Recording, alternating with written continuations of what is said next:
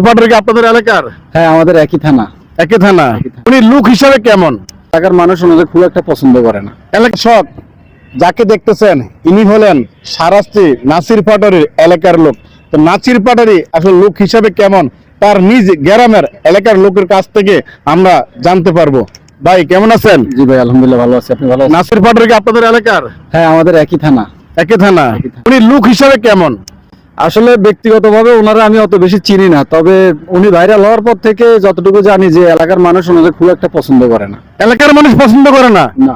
কি বলেন? হ্যাঁ, এটা আসলে বাস্তব। হয়তো উনি যদি এই ভিডিওটা দেখে হয়তো আমার উপর রাগ করতে পারে বা অখুশি হতে পারে বা ওনার ভক্তরা আমার গালাগালি করতে পারে, কিন্তু এটা সত্য। এলাকার মানে সারাস্তি যে থানার লোকজন ওনাকে খুব একটা পছন্দ করে না। পছন্দ করেন না কারণটা কি, এটা কি জানেন আপনারা?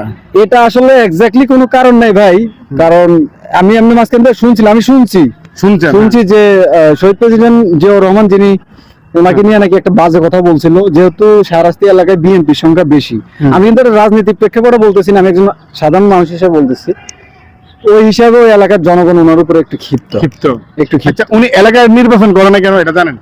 এটা আমি মাঝখান থেকে শুনছিলাম যে নির্বাচনের আগে উনি নাকি এলাকা থেকে নির্বাচন করবে। পরে উনি আর এলাকায় কখনো একবার গেছিল নির্বাচনের আগে, এরপরে আর ওনাদের দেখি নাই এলাকায়। আচ্ছা, যখন ঢাকা 28 সনে নির্বাচন হয়েছে, নির্বাচন হওয়ার পর উনি কি এলাকায় গেছিল?